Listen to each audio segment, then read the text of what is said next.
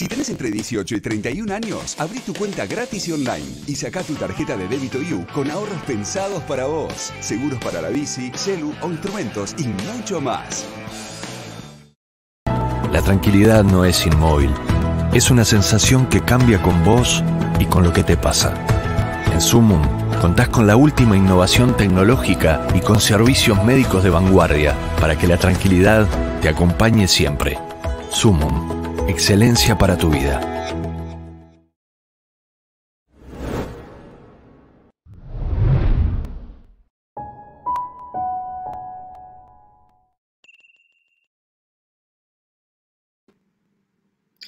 Bueno, ¿qué tal? ¿Cómo andan? Soy Marcelo Morales, el encargado de Producto y Tecnología en Ualá. Hoy les vamos a estar contando un poco lo que fue la historia de Ualá, el startup, cómo arrancó, cómo fueron los primeros pasos, cómo es la historia del startup desde un startup argentino que empezó en el 2017, cómo fue esa experiencia vivida desde adentro.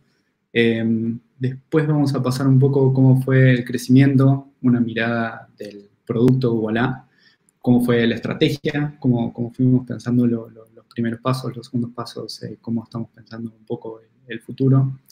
Y después charlar un poco de cómo nos afectó todo lo que fue la pandemia, la locura mundial esta que estamos viendo con COVID ahora. Así que vamos arrancando.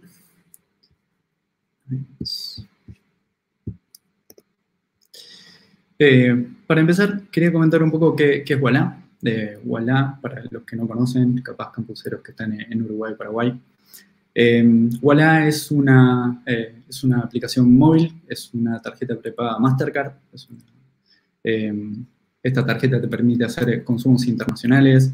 La aplicación está bastante enfocada a público millennial, hasta un poquitito antes. La mayoría de nuestro público está entre 18 y 30 años. Y un poco lo que queríamos hacer era un producto de inclusión financiera. Lo que quería, el foco del producto era tratar de, bueno, específicamente el próximo slide, tratar de atacar este problema, ¿no? En el 2017 el contexto era todo lo que eran las fintechs en la TAM no estaba tan evolucionado. Había algunos modelos que estaban funcionando bien en Europa, no sé, Monzo en Inglaterra, N26 en Alemania, Revolut estaba recién saliendo. Pero esos eran productos para mercados mucho más maduros, no era de inclusión financiera, básicamente era para generalizar y simplificar los productos bancarios. Acá tenemos un problema como muchísimo más grande, acá en la Argentina y de hecho en toda la región, ¿no? Por ese año Nubank estaba empezando a hacer bastante ruido, estaba empezando a emitir tarjetas de crédito fortísimo en Brasil, pero acá en la Argentina la verdad que no había nada, no se estaba empezando a gestar nada, y teníamos este grado de falta de bancarización, lo cual fue un motivante gigantesco como para empezar a hacer Ualá. ¿Qué es Ualá? Ualá que es un producto sin barreras, es un producto 100% digital. Una de las primeras cosas que hicimos fue hacer uno de los primeros onboarding acá en la Argentina que sea 100% digital, es decir, te puedes registrar y el punto a punto es desde la aplicación móvil. Para poder generar eso, la verdad que fue bastantes idas y vueltas con los reguladores como para poder hacer la experiencia 100% digital. Antes requería mucho papeleo, antes requería mucho de ir al banco para poder hacerlo. Y nosotros logramos tener como una primera experiencia para que puedas sacar tu producto Mastercard 100% digital. También es un producto federal. Esto está distribuido, dentro de un ratito vamos a estar viendo cómo es la distribución de los usuarios a lo largo de la Argentina. El 70% de los usuarios están fuera de Capital y de Buenos Aires. Sobre todo el producto es un producto transparente. Transparente le llamamos a cómo podemos hacer para simplificar productos bancarios, productos financieros que tienden a tener como mucha letra chica, como son productos realmente complejos de entender, y que hay muchísimo para acercar estos productos a los usuarios, ¿no? Entonces, en eso de la transparencia buscamos un valor muy grande en lo que es la educación financiera, en lo que es desdramatizar estos productos que son como bastante complejos. Entonces, queremos usar un producto que sea fácil de usar, un producto que sea bastante adaptado a nuestros usuarios, ¿no? El producto es gratuito, el producto es seguro. En la seguridad agregamos como una cantidad de funcionalidades que para ese momento no existían, pero sobre todo el producto es instantáneo. Gran parte del valor inicial de Ualá fue el poder hacer algunas acciones, algunos movimientos que en la banca en ese momento tardaban un día o dos, el poder hacerlo absolutamente inmediato. Y la parte inclusiva ya la tocamos un poco, pero desde nuestra fundación y la visión un poco es que queremos esos usuarios que los bancos no quieran y el resto también, ¿no? ¿Cómo surgió Ualá? ¿Cuál fue la idea inicial? ¿Cómo fue el proceso de creación de la idea? Bueno, la verdad que fue por marzo del 2016, lo conocí a Pierre. Empezamos a pensar, él tenía la idea de generar, Pier Paolo Barbieri es el fundador y el dueño de la compañía, hoy día también el CEO.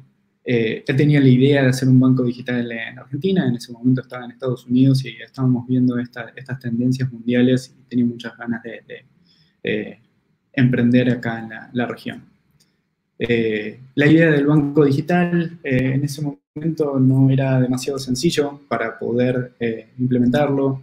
No sé, no se había emitido una licencia bancaria en 12 años para ese momento. No existían licencias para bancos digitales. Entonces empezamos a pensar la idea, empezamos también a juntar otras patas para llegar a un modelo en el cual, después de hablar con gente de la industria, hablar con otra gente como relacionada que nos iba a ayudar a hacer este proyecto, entendimos que la mejor forma de hacer esto capaz era de no hacer un banco digital, ¿sí? Empezar con una idea muchísimo más lean, empezar con una idea que pueda ser, que se pueda probar un producto con la menor carga posible, hacer algo chiquitito y poder entender si realmente hay usuarios interesados en esto o no. Eso fue cerca del 2016 ya, un segundo. Y en ese momento fue pensar cómo podemos empezar a implementar esto. Ok, nos vamos a un banco, ¿qué es lo que vamos a hacer? Y era el emitir una tarjeta prepaga, que es lo que finalmente hicimos. ¿Cómo podíamos armar este modelo? ¿Cuáles eran los partners que íbamos a necesitar como para poder hacerlo? Y empezamos el armado del equipo, ¿no? Parte de las preguntas que estaban respondiendo o de las ideas que estaban comentando recién Gabriel y Patricia, la base es cómo armás el equipo, ¿no? En las primeras etapas del startup, el equipo es absolutamente todo. El equipo y el tener un equipo balanceado es una de las claves que van a definir si una startup va a poder ejecutar su visión o no. Y en el armado del equipo inicial es una etapa como muy particular. Es como lo que era el garage en los 80 en los Estados Unidos. Hoy por hoy la verdad que fue un Starbucks. Nos juntamos ahí, repartimos las computadoras a los que estaban. Pero es súper interesante el ver muy bien cómo elegís a esa gente y cómo los convencés de saltar a este barco, ¿no? En ese momento no teníamos oficinas, teníamos un modelo relativamente revolucionario, pero ninguno de las personas ahí tenía experiencia en esta industria y te decía, ok, esto es lo que va a pasar. Nunca pasa eso, pero no teníamos un plan tan acabado para esa idea. ¿Y cómo convences a gente? No sé, nosotros contratamos a gente de Globant, de DirecTV. ¿Cómo contratas a gente que deje su empleo estable y que pase a un lugar donde todavía no tenés siquiera oficinas, pero tenés un plan muy lindo? Otra de las partes importantes de esto, como para poder ejecutarlo, es que ya teníamos financiación. Empezamos con un pequeño seed capital para poder empezar a contratar a los primeros empleados. Y después, ya un pasito más adelante, fue entre enero y febrero ya teníamos las oficinas, contratamos un CEO, ya teníamos a gente de comercial, a gente de operaciones, y ese equipo inicial prácticamente, no sé, un 90% todavía siguen en la empresa. Y creo que es extremadamente fundamental. Y en esa línea, un poco entiendo que hay mucho campusero en este momento tratando de entender cuál es la especialización para seguir, o si lanzarse a emprender o seguir estudiando. En ese momento, la verdad que la idea es que este equipo con el que lanzamos era un equipo como muy variado. En esto, para poder armar una fintech, tenés que tener perfiles muy financieros y perfiles muy tech. La mayoría del equipo en ese momento venía más del lado de tecnología, pero también necesitábamos un montón de conocimiento operativo, un montón de conocimiento contable. Ya en ese momento habíamos armado un equipo de riesgo, una persona de riesgo, ¿no?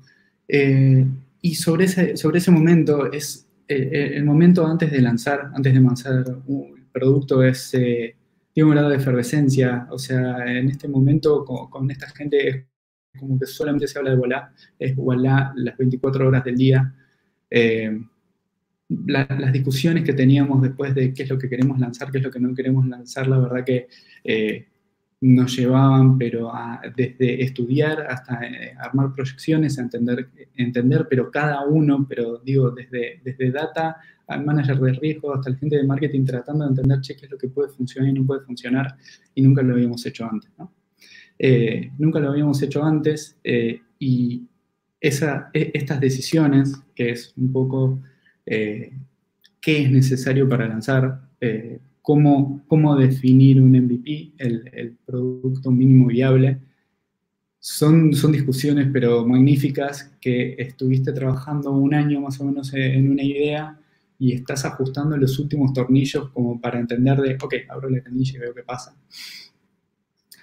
Pero en ese segundo es entender, ok, abro la canilla y veo qué pasa, hay como muchísimo riesgo, hay como muchísimo de si salgo mal, entonces tiro todo el trabajo que habíamos hecho antes o no.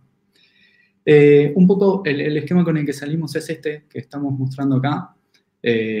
Hay una de las partes es obviamente el manejo de la tarjeta Mastercard, el tema del chat online. El chat online era nuestra forma de obtener soporte y queríamos tener una forma de dar soporte a nuestros usuarios un poco distinta, algo que sea como muy inmediato, de que vos puedas entrar a la aplicación y chatear con alguien y sacarte las dudas que tengas.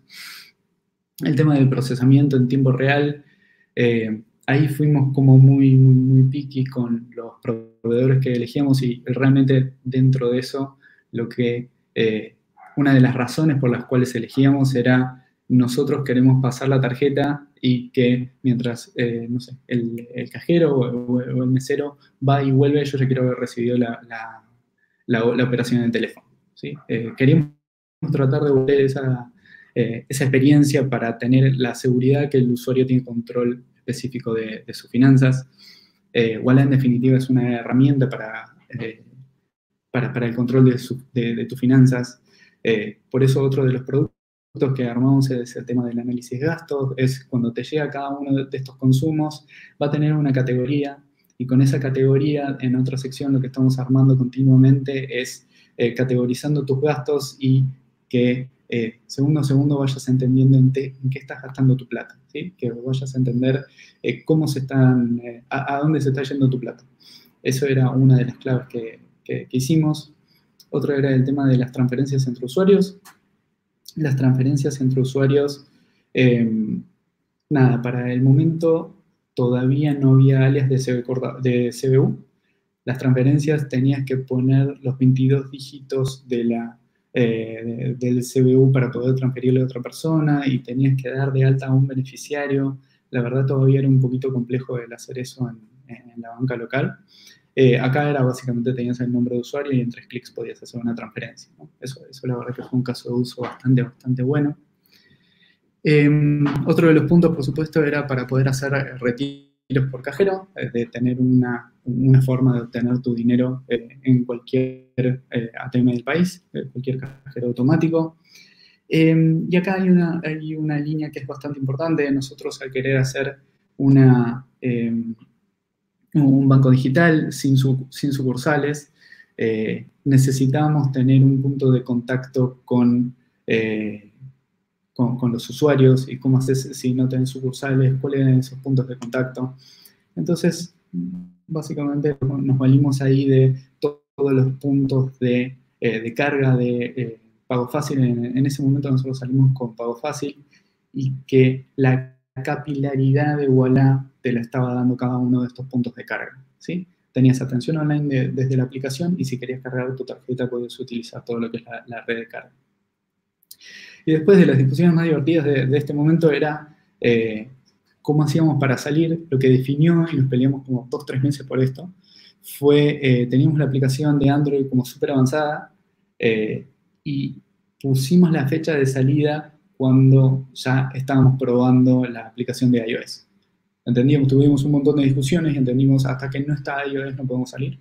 Hasta que no está iOS no podemos salir, hasta que no está iOS. Entonces, cuando ya tuvimos la aplicación de iOS, ahí salimos.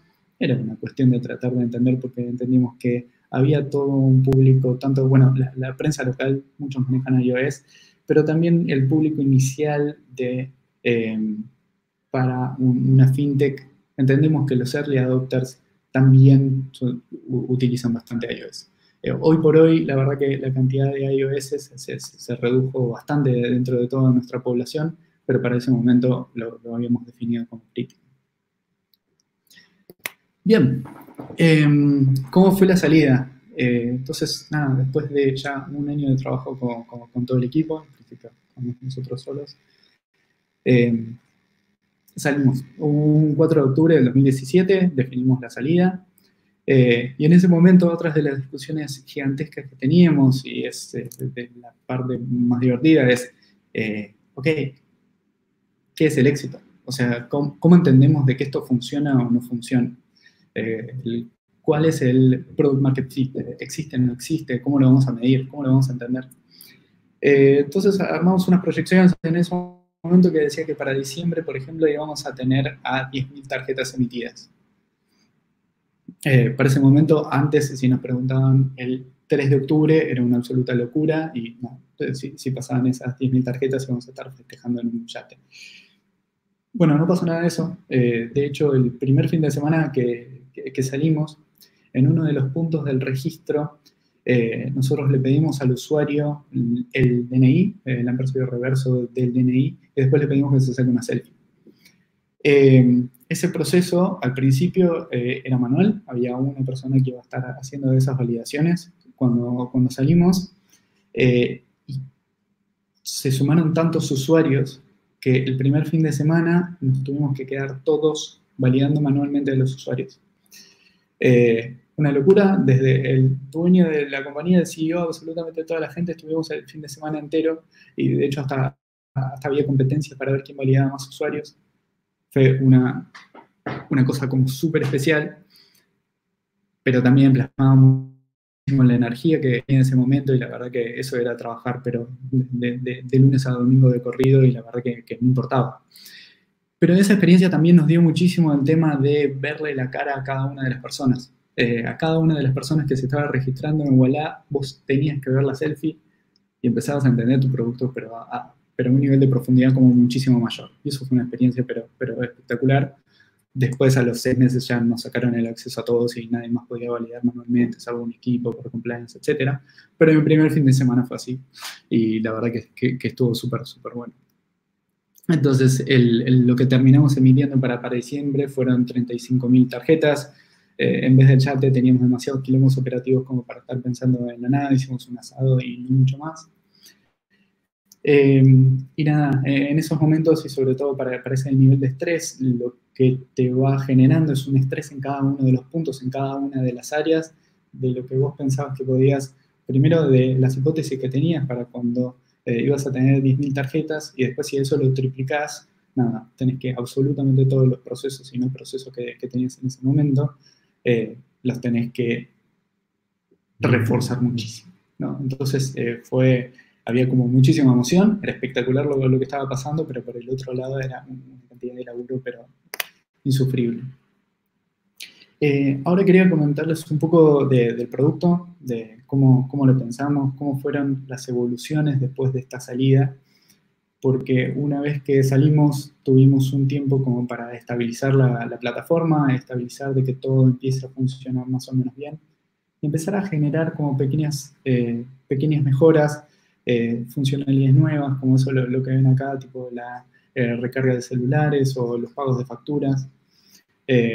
Mejorar uno de los puntos acá que cuando salimos, por ejemplo, teníamos las transferencias tardaban entre 72 y 96 horas en impactarse, catastrófico, entonces lo primero que tuvimos que hacer es hacer transferencias bancarias un poco más rápidas y después ir pasando a online en cada uno de estos procesos. ¿Sí?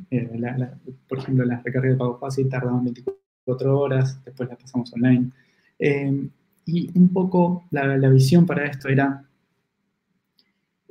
nosotros, el objetivo que fue ya después del 2018, donde nos tuvimos que estabilizar y tunear bastante los pipes, lo que hicimos, el objetivo para el 2019 era tener todos los servicios de un banco sin ser un banco. ¿Sí?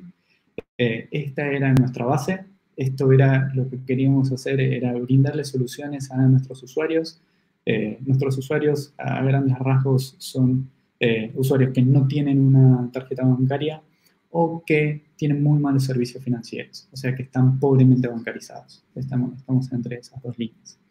Y para eso tenemos el producto transaccional, la tarjeta, donde los usuarios podían hacer compras online y compras offline, o compras presenciales, digamos. Queríamos darle un producto por si tiene más plata de la que necesita, entonces que pueda hacer una inversión, y si necesita plata, que le podamos ir y brindar un préstamo. Otra de las cosas súper interesantes del producto, del lanzamiento, antes de pasar a la próxima, me olvidaba, es para ese momento, para el momento del lanzamiento, todavía las tarjetas de débito no podían transaccionar online, ¿sí? Entonces teníamos como gran cantidad de usuarios que empezaron a utilizar esta tarjeta para poder ingresar a Netflix, ingresar a Spotify, etcétera, que nunca habían podido acceder a esos servicios. Y la verdad que eso nos ayudó también muchísimo a crecer en ese momento. Entonces, volviendo a esta línea, un poco a estas dos grandes unidades de negocio y productos que estuvimos lanzando en el 2019, préstamo fue muy a principios de año, estuvimos laburando entre marzo del 2018 y enero, que fue cuando terminó saliendo. Como estábamos estabilizando todavía la plataforma, la verdad nos demoramos un poquito más de lo que hubiéramos querido. Y después la segunda línea, la de inversiones, que salió en noviembre del año pasado. Bien, los préstamos personales. Préstamos personales es gran parte de nuestra estrategia de inclusión financiera, es definitivamente poder darle una línea de crédito a alguien que la necesita y que un banco no le estaba dando. Es gran parte de nuestra visión y es clave. Pero tenemos un gran desafío como para poder hacer esto, como para poder hacer esto rápido, como para poder hacer esto y que se entienda mucho mejor. ¿Sí? No sé, antes de esto yo no tenía tanta educación financiera y cuando iba a sacar un préstamo la verdad que me volvía chino. Poder acercar bastante desde el lenguaje, desde la experiencia de usuario, un producto de riesgo, la verdad que fue un desafío gigantesco y creo que estuvo muy bien logrado. Logramos un producto que se puede sacar en 5 minutos desde la aplicación. Se hace el pedido y al día siguiente ya te responden si pudiste tener ese préstamo o no. Podés pedir hasta 200.000 pesos. Y dentro de la aplicación podés elegir cuál es el día en cual querés pagar la cuota, dependiendo de cuánto estés cobrando, etc. Directamente de eso desde la app. Y después podés pagar el préstamo en 24 cuotas fijas. Después, la segunda gran línea que lanzamos el año pasado fue este Fondo Común de Inversiones, donde, este era una herramienta como para luchar contra la inflación. O sea, a nivel de inflación que tenemos en la Argentina es clave tener alguna forma para mantener el valor del dinero. Esto sí es a partir de 18 años, para la tarjeta prepaga, se puede sacar desde los 13 años en adelante, ¿sí?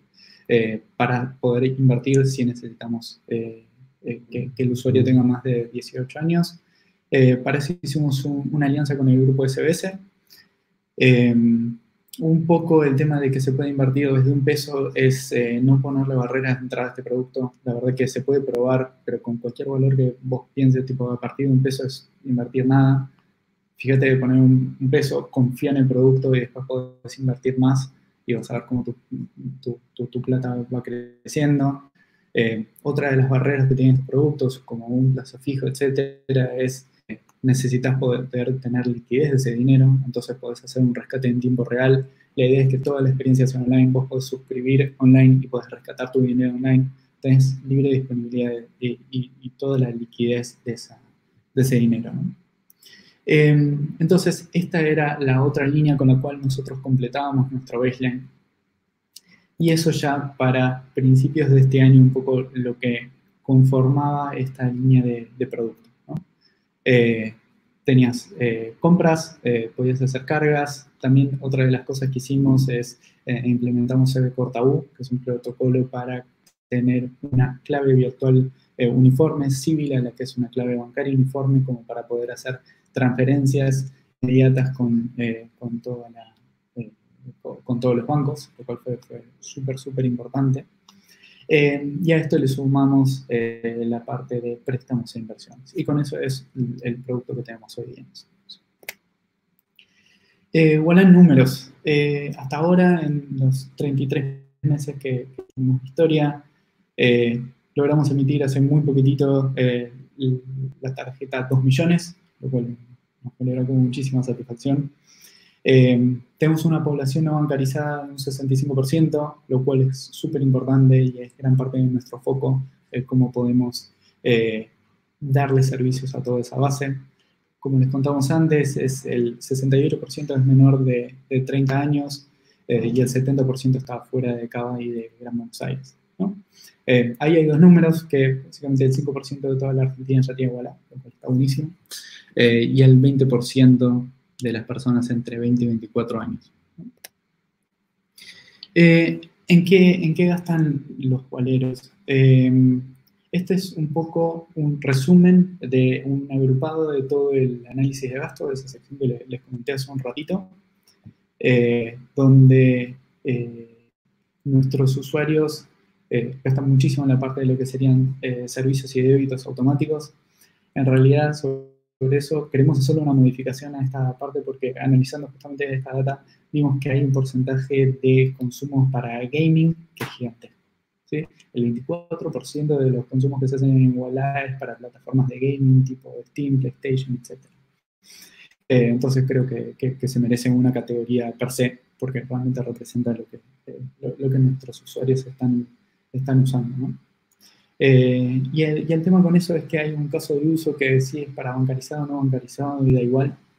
De hecho, un amigo que tenía una tarjeta, pero no sé, Mastercard Black y todo lo que quieras, pero me decía que es bastante práctico como para poder hacer un consumo en internet. Vos agarrás y lo pones en la página de PlayStation y tenés el control de eso. Vos vas a ponerle 5.000 pesos y podés gastar hasta 5.000 pesos y no te van a recargar más que eso.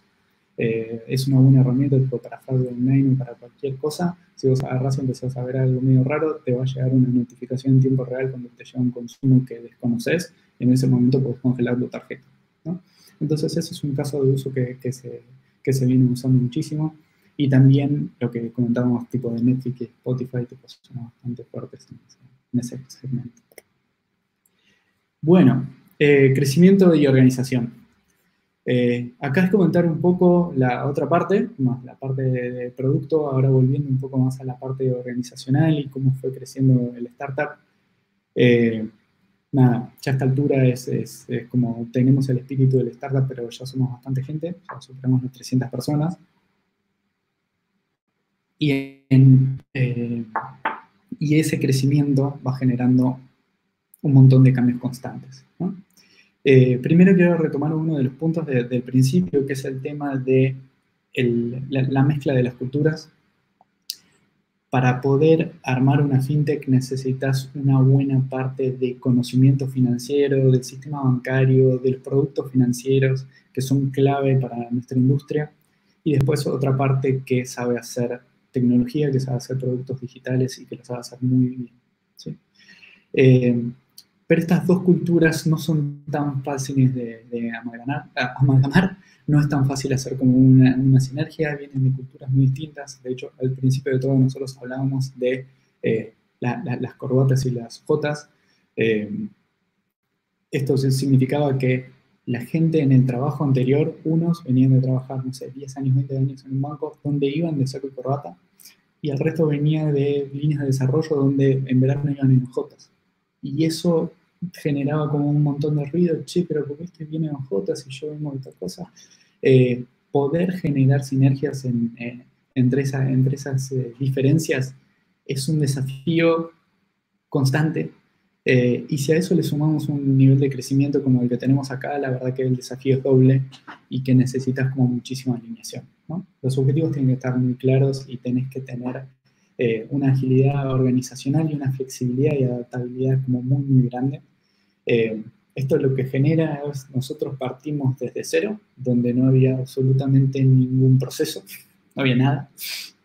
Partimos realmente de una hoja en blanco y lo tuvimos que ir creando esto iterativamente, pero desde el organigrama, desde la organización del gente, de la organización de los equipos, las dinámicas de los equipos, y tenemos como una regla como bien conocida en la industria, que es cada 6 meses probablemente tenemos que romper la estructura. Armamos una estructura, no es que la tenemos que tirar a la basura, pero sí la tenemos que adaptar bastante, ¿no? Cuando contratas, lo que pasa es que entre que tenés 49 personas y 50 personas es que ya necesitas empezar a definir responsabilidades, roles, ya necesitas tener algún tipo de organigrama, ir definiendo los grises entre las áreas de quién hace qué. Antes, en el equipo original, todos hacíamos todos y era espectacular. Si había que limpiar el piso, limpiamos el piso, no importa. Ahora ya con este nivel, la verdad que tenés que tener como mucho más letra chica, mucho job description, muchísimo más estructura. Y eso cada 6 meses va mutando constantemente, ¿no? Entonces, dentro de eso, hoy día cómo tenemos organizado, por ejemplo, a los equipos de producto, esto es relativamente normal, pero a nosotros nos costó llegar hasta esta definición y tratamos de tener como equipos interdisciplinarios donde tenemos a toda esta gente, todos estos perfiles, y a cada uno de estos equipos les tenemos que dar objetivos claros, le tenemos que dar un foco en el usuario y tenemos que tratar de darle que cada uno de estos equipos puedan tener un outcome constante. Un outcome constante de que cada uno de los sprints que vamos sacando de que tengan valor, de que se pueda ver ese valor. Acá hay desde el business owner, o sea, el representante de negocio, esta gente de UX, control de calidad, analista financiero, product owner, entre toda esta gente que vienen de mundos un poco distintos, tiene que poder alinearse atrás de un único objetivo. Eso es un súper desafío en el cual todavía estamos laburando y es un laburo que tira para rato. Pero otra de las cosas importantes es cómo podemos hacer para generar una agilidad organizacional. Y en eso cada una de las áreas que estábamos comentando recién tienen que trabajar en cómo es el aporte de cada una a la agilidad, ¿no? A la agilidad en lo que es el desarrollo del producto. No sé, desde el lado de UX fue el armado del design system que es clave como para poder escalar y es clave como para que cada uno de los ciclos sea un poco más corto y de estandarizar lo que es la aplicación un poco y hacer adaptaciones cuando sea necesario, ¿no? Y ese design system es un sistema completamente vivo. Después están las líneas de automatización de testing y automatización de el continuous integration y continuous deployment, continuous delivery.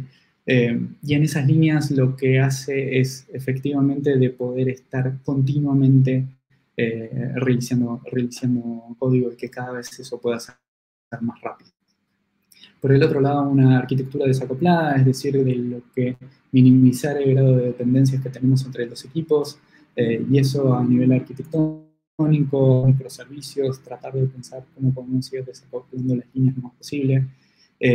Un slicing en lo cual intervienen las líneas de negocio, los product owners y también los agile coach, de cómo podemos hacer para partir un desafío como muchísimo más grande en las unidades lo más pequeño posible, pero que generen el mínimo valor y poder ir iterando sobre ese valor constantemente, ¿no?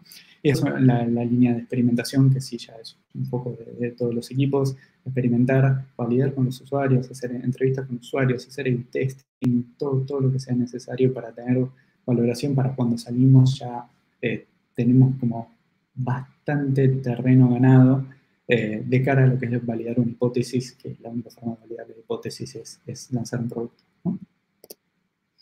Bien. Después, muy rapidito, porque ya nos estamos quedando sin tiempo, un poco lo que fue el impacto de COVID. Esto fue, nada, en los últimos meses, recién estuvieron charlando, bueno, Gabriel y Patricia. COVID, la verdad que fue una avalancha que creo que nos impactó a todos. Además de la línea de trabajo remoto, que ya charlaron bastante, nada, a nosotros nos pasó de una semana para la otra. Todos los equipos tuvieron que pasar a modalidad 100% remoto. En estas líneas de trabajo para los equipos que estábamos charlando recién, nada, teníamos, no sé, desde peer programming, donde había 2 o 3 personas trabajando en una única computadora con un único objetivo. Ya no se puede hacer eso. Hasta nada, lo que era una planning, que era todo frente a un board, escribiendo historias, no se puede hacer eso. Todas las áreas de customer, por ejemplo, que tuvieron que migrar completamente y que no están tan acostumbradas a eso. Creo que se hizo como un gran laburo como para hacer un nivel de soporte con la pandemia. Y unas áreas en la compañía que directamente no creían en el trabajo remoto, dijeron: nunca vamos a hacer el trabajo remoto, y ahora ya están convencidos de que se puede hacer y se puede hacer muy bien, ¿no? Acá, ¿cómo nos impactó? Muy rápido, algunos números. Nos impactó, la verdad, que tuvimos crecimiento en algunas líneas y tuvimos reducciones en otras líneas. Hay un estudio de Mastercard que nos marcaba que el 67% de los usuarios en Latinoamérica están usando muchísimo menos efectivo desde que comenzó la pandemia. Eso generó que los que antes hacían pagos de servicios o recargas de celulares, iban a un kiosco o iban a un pago fácil, ahora lo hacen desde la app como para cuidarse. Aumentamos la cantidad de cuentas comitentes a nuestro producto de inversiones. 50% de los usuarios hacen menos retiros no hacen retiros de cajeros. El aumento del porcentaje de compras online frente a los presenciales creció 60%, y los cash-ins en efectivo se triplicaron frente a los digitales frente a los efectivos. También una de las cosas que tuvimos que hacer acá fue acelerar la salida de un producto de cotificaciones. Estamos haciendo como una salida progresiva para esto, pero un poco el concepto es poder a una compra que antes no se podía cotificar, no podías usar con una tarjeta de crédito, no sé, por ejemplo, un pago de servicio o, no sé, una compra en Steam, que ahora lo puedes pasar a cuotas, ¿sí? Entonces, propiamente con eso, salimos con eso hace 2 semanas y viene funcionando súper bien. Así que ya dentro de unas semanitas o meses ya los van a ver todos en la aplicación. Y ahora, ¿qué es lo que viene? Nosotros no hablamos demasiado de lo que viene, pero los desafíos que tenemos es qué es lo que pasa ahora cuando volvemos de pandemia,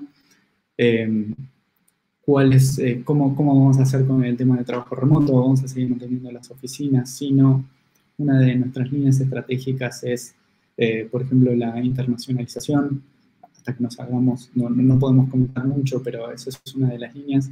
Y también de seguir robusteciendo con nuevos productos acá en la Argentina, que para nosotros es como el laboratorio del cual este modelo después lo vamos a ir migrando a los otros países, ¿no?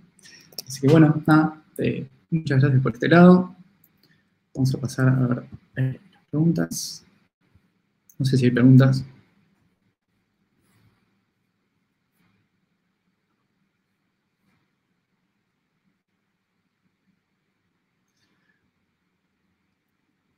Bueno, muy bien, entonces, listo. Muchas gracias a todos.